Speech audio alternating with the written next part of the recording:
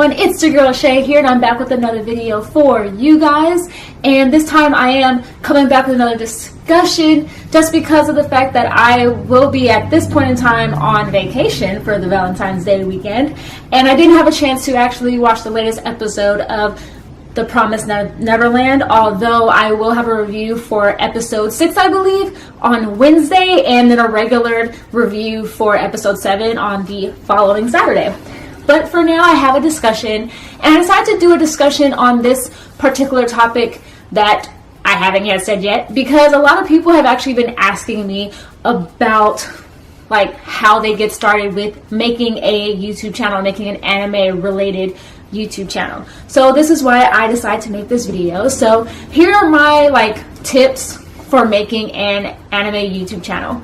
So for me, as many of you guys know, for me, how I got started was I actually had an anime blog at first that I actually wrote in for about a little bit over a year. And then I decided to make the jump to YouTube. So one of the things you have to think about when making that jump to YouTube is, are you ready? Are you ready to have people probably criticize you online for things that have to do with nothing with what you're talking about? Sometimes it's about your look, sometimes it's the way you talk, sometimes it's just anything and everything at all, and you have to in some ways be prepared for that. That doesn't mean you have to take it, and I'll be honest, a lot of times the words that people will say will hurt your feelings, and that's perfectly okay. It's gonna happen, but you just have to make sure that you are prepared for that. Also, think about why it is you want to do it. So the main reason why I wanted to review anime basically online and do discussions and stuff like that was because I had watched a few anime reviewers, and at the time I didn't see very many reviewers who looked like me.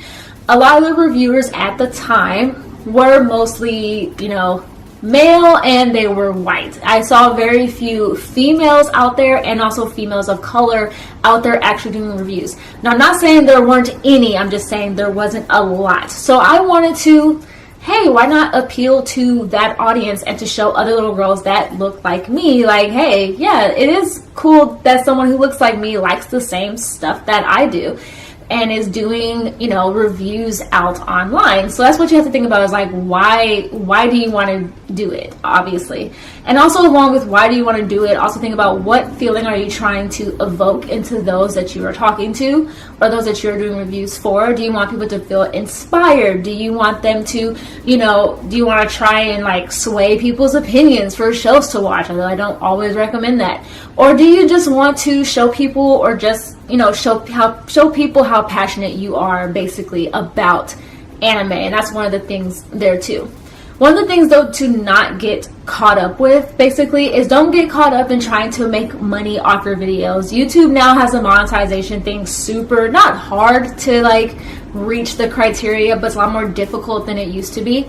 And don't even try and think about how many subscribers can you get, or likes, or stuff like that, because those are gonna come. Yes, you should definitely, want to get more people to subscribe to your channel, but that's gonna come in due time. So don't try and stress yourself out about it. If you really want to get that engagement, definitely work hard for it. Definitely try and make sure that your content is up there where people want to keep coming back to your channel. So, but don't sit there and gripe about it if someone unsubscribes from your channel or anything like that.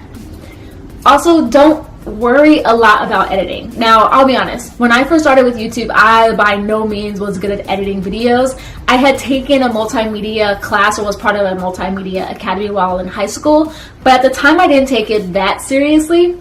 But now that I started creating my own videos, I started taking editing a little bit more seriously.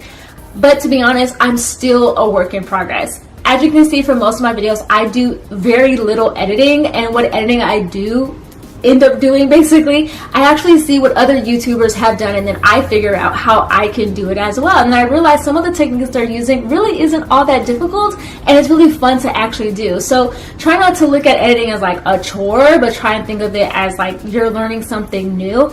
And even if the whole YouTube thing doesn't take off and you end up getting a normal 9-to-5 job, just realize that you can actually put that on your resume, that you've learned a new skill, and that you're learning things like marketing, and you're learning how to make videos and stuff like that. So that's pretty much how those kind of things can kind of help you, and also like don't try to worry about it too much, at least in the beginning. As far as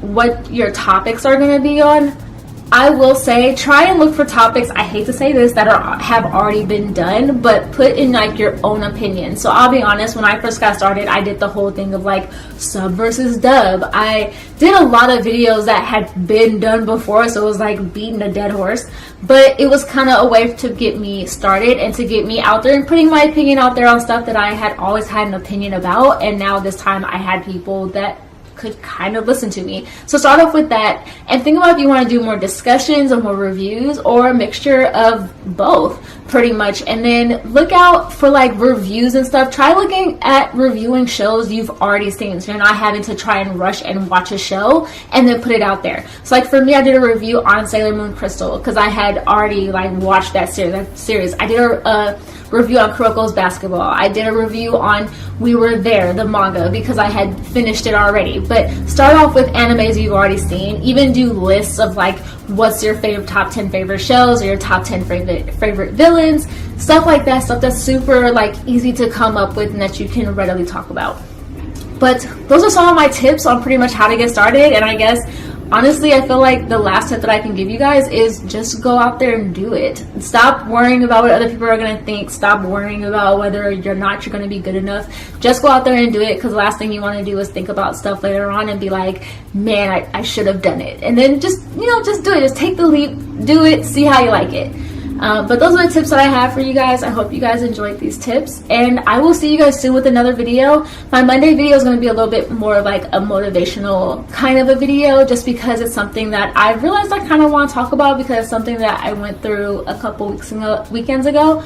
But I will see you guys on Monday with a new video. I hope you guys enjoyed it. Of course, like always, I leave links below in my my description box for my social media accounts, my Instagram, my Twitter, my blog as well, so check that out, please. And of course, follow and subscribe. Obviously, subscribe to my YouTube channel, follow me on my social media accounts, don't get confused too much. And like I tell you guys all the time, stay positive and be nerdy. Alright, you guys,